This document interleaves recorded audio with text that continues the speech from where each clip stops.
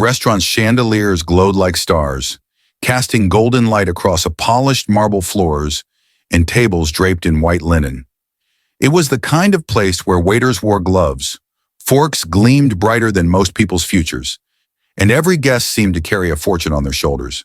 At the center of it all sat Charles Whitmore, a billionaire CEO whose face graced financial magazines and TV interviews. He was the kind of man who didn't just walk into a room. He owned it. Tailored suit, gold cufflinks, a smirk carved into his face as if he'd never known defeat. Power radiated from him, and so did arrogance. Tonight, he was dining with investors, a deal worth billions hanging in the air. But amid the clinking glasses and hushed conversations, a sound broke the rhythm. A baby's cry. The cry came sharp, desperate, raw. Heads turned, eyebrows raised. Some smiled politely, but others shifted uncomfortably. And Charles Whitmore, his jaw tightened like stone. The baby was his. His infant son, cradled in a designer stroller at the table's edge, had decided the billion-dollar dinner wasn't more important than being fed or held. "Not now," Charles muttered under his breath, annoyed more than concerned. He motioned for the nanny to handle it. But the child only wailed louder, echoing across the room, piercing through whispered deals and crystal glass. Nearby, a waitress froze. Angela Carter, mid-30s, hard-working, and invisible in the eyes of men like Charles, carried a tray of champagne flutes. She had seen tantrums before, both in children and in men wearing $1,000 suits. But there was something different about this baby's cry. A sound of real need, not just inconvenience. Her daughter Maya, a bright-eyed 12-year-old girl waiting quietly in a booth at the back while her mother finished her shift, looked up from her sketchbook. Maya's dark curls framed her face as her pencil stilled. She tilted her head, listening to the baby as if she understood something no one else could.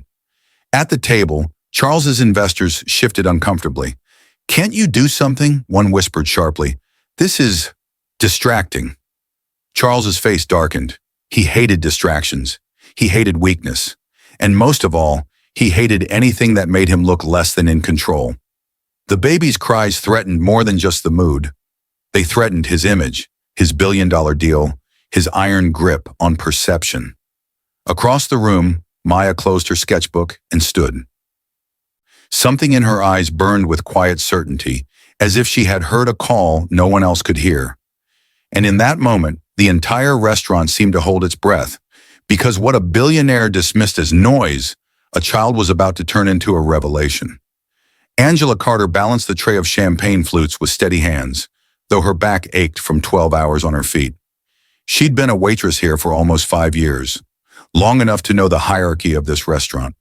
People like Charles Whitmore sat at the top, untouchable, worshipped. People like her lived in the shadows, carrying trays and swallowing pride.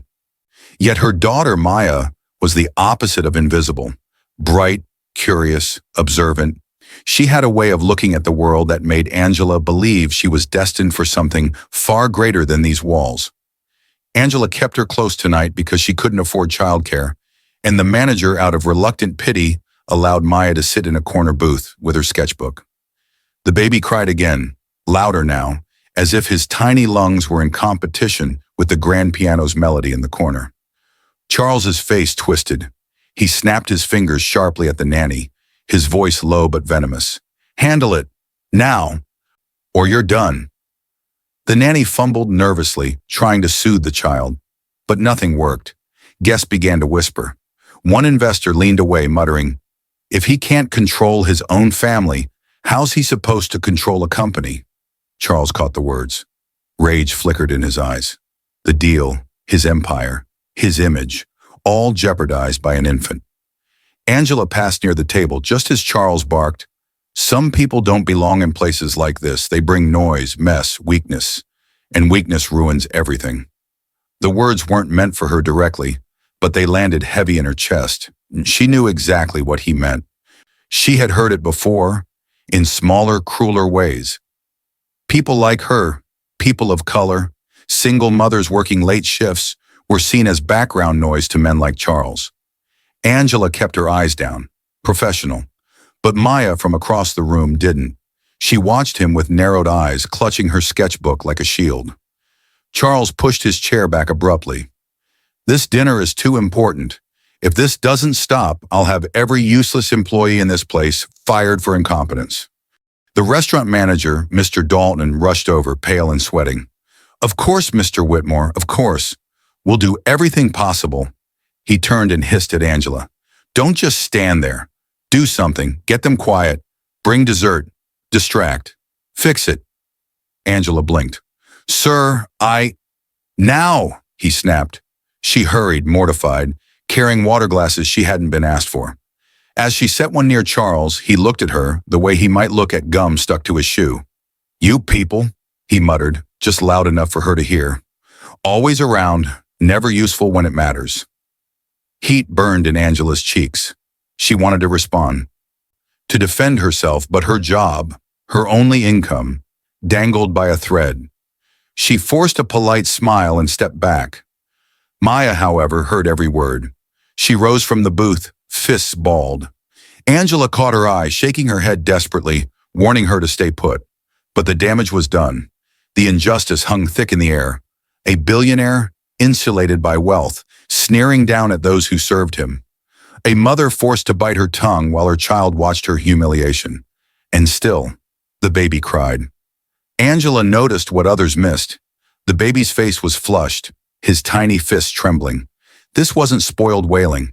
Something was wrong. She recognized the signs, not just as a mother, but as someone who had raised a child alone through sickness, sleepless nights, and hospital visits. But when she reached forward instinctively, Charles blocked her with a glare. Don't touch my child, he said, his voice cold as steel. You're here to serve, not interfere. Stay in your place. The words sliced through her. Around them, guests stared, some with judgment, some with pity, none with courage enough to step in. Angela's hands trembled, but Maya's eyes lit with a quiet fire. She didn't just see her mother's humiliation. She saw the cracks forming in Charles's perfect facade. Because behind all his power, all his money, and all his arrogance, he didn't even know how to calm his own baby. And though no one realized it yet, Maya held the one strength that could shatter his control.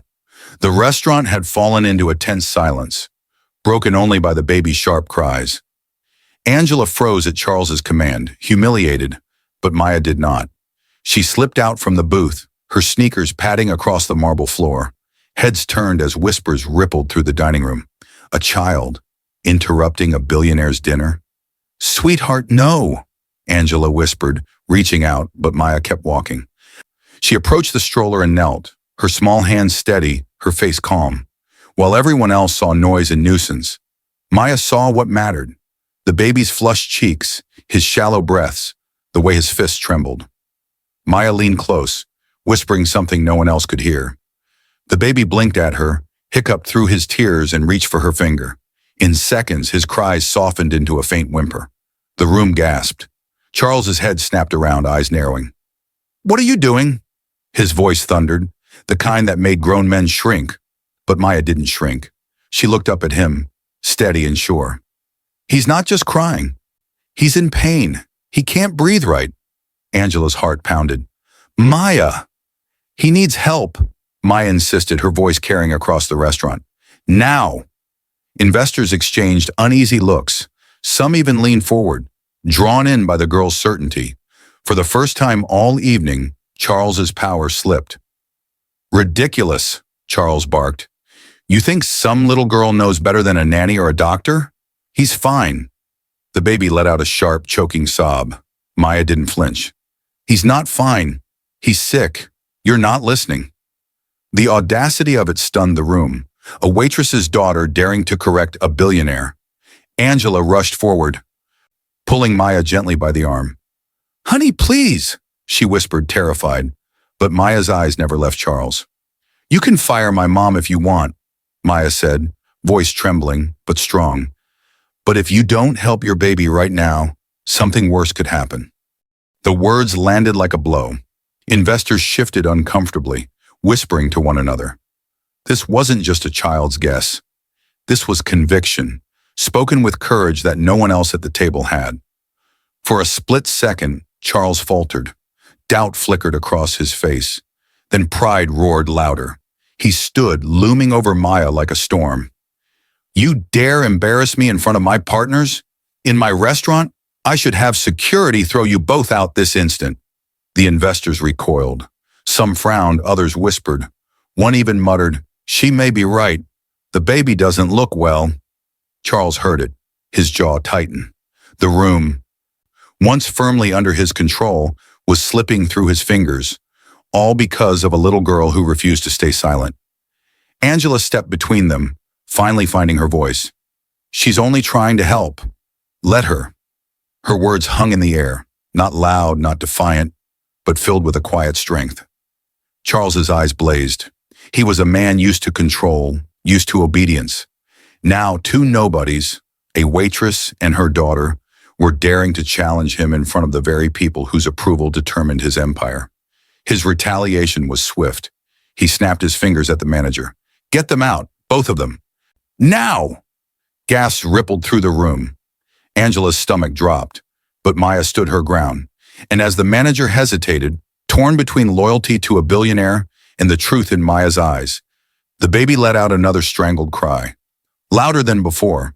What happened next would defy every expectation. The baby's cry broke into a strained wheeze, a desperate sound that silenced every whisper in the restaurant. Forks clinked against plates and then stilled. The pianist stopped mid-note. All eyes turned toward the billionaire's table. Charles Whitmore's face burned red, not with concern for his child, but with fury that the spotlight had shifted. "Security!" he barked, pointing at Angela and Maya like they were intruders. "Remove them now!" Two suited guards rushed forward, but before they could touch Angela, Maya raised her voice again, high, clear, and unwavering. "He can't breathe," she cried, pointing at the infant. "If you don't help him right now, he could die." The words hung in the air like a thunderclap. The investors froze, their gazes snapping to the baby. The nanny panicked, fumbling for a bottle that did nothing. The child's tiny face turned a frightening shade of purple. And then Angela, trembling, heart pounding, stepped forward. "She's right," she said, voice shaking but certain. "I've seen it before. He's choking. He needs help immediately." The restaurant erupted in gasps. For one terrifying moment, Charles's pride warred with reality. He stood rigid, his jaw clenched, sweat beading on his forehead. His arrogance screamed at him to deny, to dismiss, to keep control. But the baby wheezed again, a pitiful, broken sound that made even hardened businessmen rise halfway from their seats. Angela didn't wait. She dropped her tray to the floor with a crash, rushed past the stunned guards, and scooped the baby into her arms. "Give him to me," Charles roared, lunging, but she twisted away, steady and practiced, holding the child at an angle. "Don't you dare!" But then it happened. With a quick, precise motion, Angela delivered firm back blows to the baby's tiny frame, the way she'd once done for Maya when she was choking as a toddler. The room held its breath.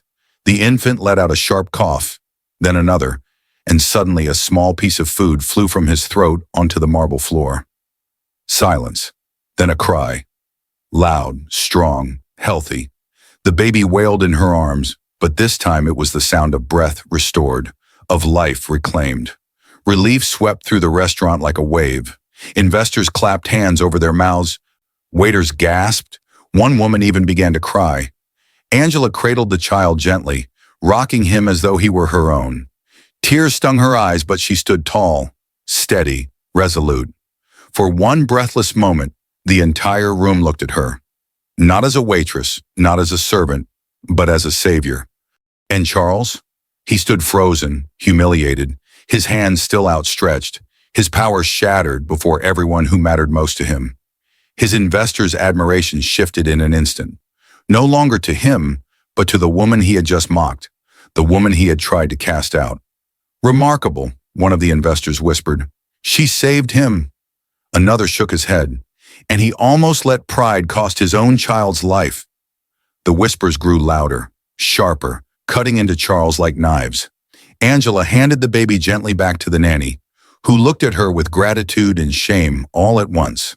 She straightened her apron, her hands trembling.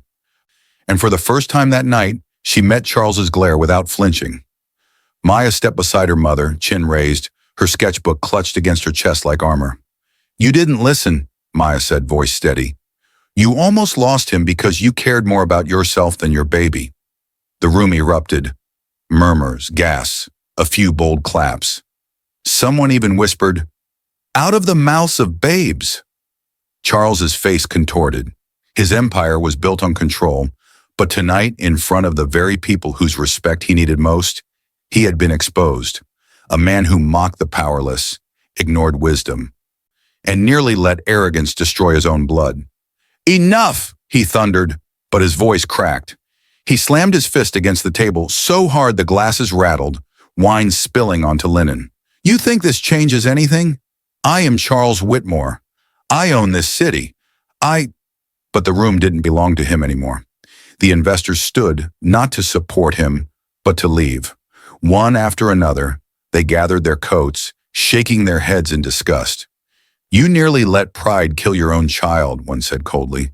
"If you can't even value a life, how can we trust you with billions?"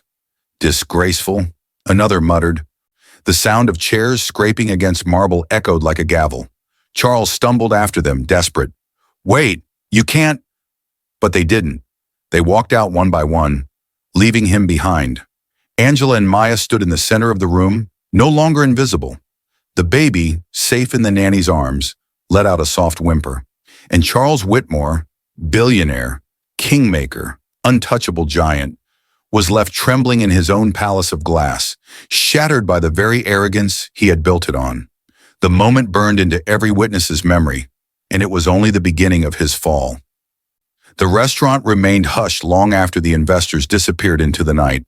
Charles Whitmore, once untouchable, now stood alone in the wreckage of his pride. His billion-dollar deal had crumbled in full view of strangers, and the whispers that followed would spread farther than any headline he could buy.